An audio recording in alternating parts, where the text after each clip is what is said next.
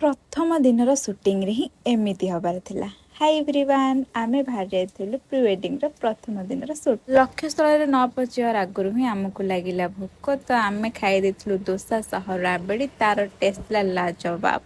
पहुंच जाइथिलु आमर destination place. दीदी हस थिला लक्षे टंका। बाहरी पड़ला आमर डंगा हब पई आमर शूटिंग। दीदी बसिला एपटे, भाई बसिले सेपटे, हब बोली गोटे क्यूट मोमेंट। आमे करूथुलु मस्ती, हेले सूर्यदेव आमको दौथिले शास्ति। सेठी सरला परे आमे बाहरी पड़िथुलु आउ गोटे प्लेस। सेठी आमर हेतला सेटअप रेडी। समस्ते समस्तंग काम रे थिले बिजी।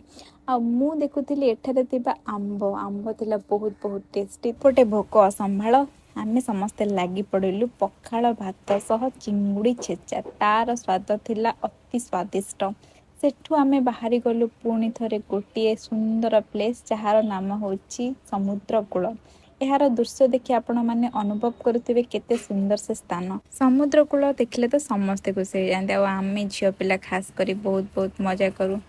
सेठी तांकर सरला पर राति रे हेतला गोटे वीडियो शूट। तापरे आमे बाहरी आस्थिलु घर को। पुणी देखा नेक्स्ट ब्लॉग रे।